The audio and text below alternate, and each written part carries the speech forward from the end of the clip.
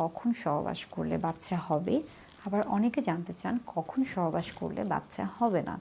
অর্থাৎ অনেকে এই যে ঝুঁকিপূর্ণ যে সময় সেটা সম্পর্কে জানতে চান, আবার অনেকে এই যে সোনালি যে সময়টা সেটা সম্পর্কে জানতে চান, যেটাকে আমরা খুবই সংক্ষেপে বলে থাকি অনেক ক্ষেত্রে ডেঞ্জার পিরিয়ড, আবার অনেক সময় বলে থাকি গোল্ডেন পিরিয়ড।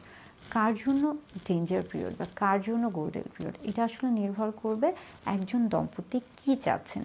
তিনি যদি সন্তান নিতে চান তাহলে তাকে নির্দিষ্ট একটি পদ্ধতি অবলম্বন করতে হবে। তিনি যদি সন্তান নিতে না চান তাহলে তাকে নির্দিষ্ট একটি পদ্ধতি অবলম্বন করতে হবে।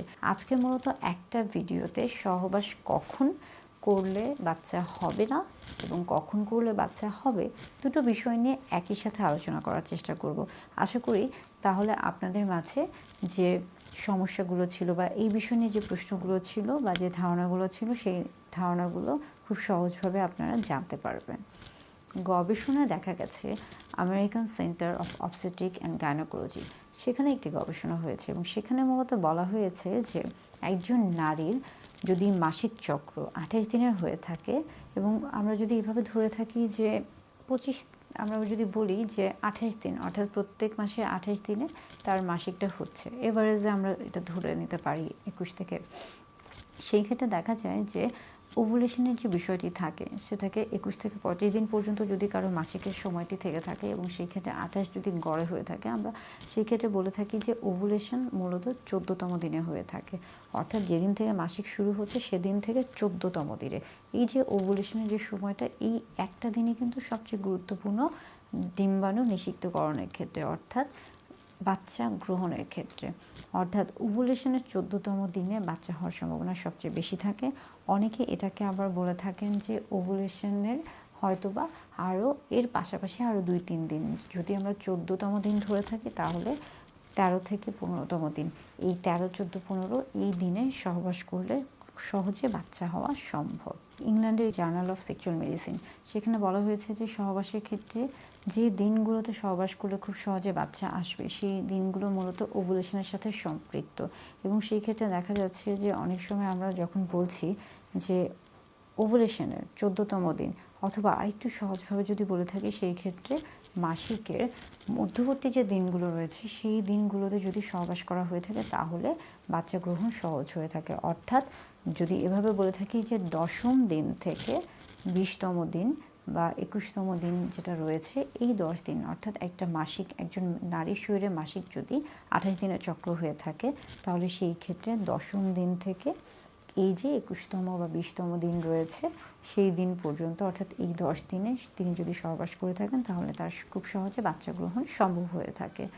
পাশাপাশি দেখা গেছে যে জার্নাল অফ হিউম্যান রিপ্রোডাকশন, সেখানেও বলা হয়েছে যে সহবাসের ক্ষেত্রে যদি আমরা সময়কে গুরুত্ব দিয়ে থাকি তাহলে সেই ক্ষেত্রে আরেকটি গুরুত্বপূর্ণ বিষয় হচ্ছে যে ডিম্বাণু এবং শুক্রাণুর যে সময়টি রয়েছে, অর্থাৎ শুক্রাণু দেখা যায় যে স্ত্রীর জরায়ুতে সর্বোচ্চ 3 থেকে 5 দিন পর্যন্ত থেকে থাকে। এটাকে আমরা অনেক সময় 72 ঘন্টা থেকে 120 ঘন্টা পর্যন্ত বলে থাকি। আর ডিম্বাণুর ক্ষেত্রে এটা শুধুমাত্র 12 থেকে 24 ঘন্টা পর্যন্ত হয়ে থাকে, সর্বোচ্চ 1 দিন পর্যন্ত হয়ে থাকে। অর্থাৎ এই যে 12 থেকে 24 ঘন্টার যে সময়টা রয়েছে এই সময়টাতেই মূলত ওভুলেশন হতে হয়, বা ওভুলেশন হলে তখনই আসলে বাচ্চা গ্রহণ করা সম্ভব হয়ে থাকে, সহজ হয়ে থাকে।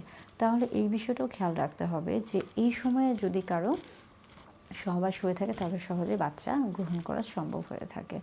অর্থাৎ সহবাসের ক্ষেত্রে কোন সময়ে সহবাস করলে বাচ্চা গ্রহণ সম্ভব হয়ে থাকে এটা যেমন জানা গেল, আরেকটি গবেষণায় বলা হয়েছে, মূলত WHO একটি গবেষণা, সেখানে খুব সহজভাবে বলা হয়েছে যে কোন সময়টাতে সহবাস করলে বাচ্চা গ্রহণ সম্ভব না। এবং সেখানে বলা হয়েছে একজন মায়ের মাসিক বা একজন নারীর মাসিক যদি 28 দিনের চক্র হয়ে থাকে এবং সেই ক্ষেত্রে প্রথম 7 দিন এবং পরবর্তীতে যদি আমরা বলে থাকি 21তম দিন থেকে 28তম দিন পর্যন্ত, এই যে লম্বা সময়টা, এই যে প্রথম মাসিকের প্রথম দিকে এবং শেষ দিকে যে সময়টা, এই সময় সহবাস করলে সহজে বাচ্চা গ্রহণ সম্ভব না, কারণ ওভুলেশন মধ্যবর্তী সময়ে হয়ে থাকে। অর্থাৎ একই গবেষণা হয়েছে বা বিভিন্ন ধরনের গবেষণা হয়েছে, কোনো গবেষণা দেখা গেছে যে কখন সহবাস করলে বা মাসিকের কোন সময় সহবাস করলে বাচ্চা গ্রহণ সম্ভব, আবার একইভাবে গবেষণা হয়েছে যে মাসিকের কোন সময় সহবাস করলে বাচ্চা গ্রহণ সম্ভব না। অর্থাৎ প্রত্যেকটা বিষয় সহজভাবে জানা গেল। আর একটু সহজভাবে আমরা যদি জানতে পারি বা আমরা যদি জানতে চাই, তাহলে সেই ক্ষেত্রে বলতে হবে যে খুব সহজভাবে আমরা বলি যে কেউ যদি বাচ্চা গ্রহণ করতে না চায়, তাহলে তাকে খেয়াল করতে হবে যে স্ত্রীর মাসিকের সময়টাকে যদি 28 দিনে আমরা কল্পনা করে থাকি, অর্থাৎ যদি রেগুলার সাইকেল নিয়মিত মাসিক চক্র হয়ে থাকে এবং সেটা যদি 21 থেকে 35 দিনের মধ্যে হয়ে থাকে এবং সেটাকে এভারেজে যদি আমরা গড়ে 28 দিন ধরে থাকি, তাহলে মধ্যবর্তী যে 14তম দিন রয়েছে, অর্থাৎ প্রথম যেদিন থেকে মাসিক শুরু হচ্ছে, যেটাকে আমরা বলে থাকি first day of last menstrual period, সেই প্রথম থেকে সপ্তম পর্যন্ত যে দিন রয়েছে, এই কয়দিন সহবাস করলে বাচ্চা হবে না। আবার পরবর্তীতে 21তম দিন থেকে 28তম দিন পর্যন্ত যদি আমরা গণনা করে থাকি, বা এই ক্ষেত্রে যদি আমরা 35 পর্যন্ত গণনা করে থাকি, সেই ক্ষেত্রেও সহবাস করলে বাচ্চা হবে না। তাহলে এটাকে কি বলা হচ্ছে? এই পিরিয়ডগুলোকে আমরা, যারা বাচ্চা নিতে চাচ্ছেন না তাদেরকে আমরা বলে থাকি সেফ পিরিয়ড। এই পিরিয়ডগুলোকে, অর্থাৎ প্রথম 7 দিন, পরবর্তী এই যে আমরা 21 থেকে 28 দিন বা 35 দিনের যে বিষয়টা বলছি বা হিসাবটা বলছি সেটা। আচ্ছা, তাহলে যারা বাচ্চা নিতে চাচ্ছে তাদের ক্ষেত্রে গোল্ডেন পিরিয়ড কোনটা, বা তাদের ক্ষেত্রে কোনটা সময়কে বা কোন সময়কে সবচেয়ে বেশি সুবর্ণ সময় বা সোনালী সময় বলা হয়ে থাকে, সেটা হচ্ছে মূলত এই যে মধ্যবর্তী যে সময়টা, এই সময়কে। অর্থাৎ যেহেতু ওভুলেশন 14তম দিনে হচ্ছে এবং সেই সময় ডিম্বাণু আসছে এবং সেই সময় শুক্রাণু গিয়ে নিষিক্তকরণ হচ্ছে, ভ্রূণ তৈরি হচ্ছে, জাইগোটের মাধ্যমে ভ্রূণ তৈরি হচ্ছে, সেখান থেকে বাচ্চা গর্ভস্থ হচ্ছে। তো সেই কারণে ওই 14তম দিনে সহবাস করলে সেটা অবশ্যই বাচ্চা গ্রহণের ক্ষেত্রে সহজ হয়ে থাকে এবং সেজন্য সেটাকে বলা হয়ে থাকে গোল্ডেন পিরিয়ড বাচ্চা গ্রহণের ক্ষেত্রে। আর সেফ পিরিয়ড যদি বাচ্চা না নিতে চায়, তাহলে সেই ক্ষেত্রে বলতে হবে প্রথম 7 দিন এবং পরবর্তী 21 থেকে এই যে 28 দিন বা 35 দিনের যে বিষয়টি, এটাকে আমরা বলছি যে সেফ পিরিয়ড। আবার যারা বাচ্চা নিতে চাবেন না, তাদের জন্য ডেঞ্জার পিরিয়ড হচ্ছে মধ্যবর্তী যে সময়টা ছিল, অর্থাৎ এই যে ওভুলেশনের মধ্যবর্তী যে আমরা বলছি যে 10ম দিন বা মাসিকের মধ্যবর্তী যে 10টা দিন রয়েছে, এই দিনগুলো, এই হিসাবটা আমার মনে হয় যে এই হিসাবটা প্রত্যেক নারীর বা প্রত্যেক স্বামী স্ত্রী উভয়েরই জানা দরকার। তবে একটা বিষয় খুবই গুরুত্বপূর্ণ, সেটা হচ্ছে যে শুধু মাসিকের বিষয়টা জানলেই চলবে না। সবার ক্ষেত্রেই কিন্তু এই সময়টা সবসময় যে নিশ্চিত হতে হবে, এভাবেই হতে হবে এমন কোনো বিষয় নয়। অনেকের বিভিন্ন ধরনের শারীরিক সমস্যা থাকতে পারে, কিংবা এর পাশাপাশি আরও বেশ কিছু বিষয় থাকে যেগুলো মেনে চলতে হয়।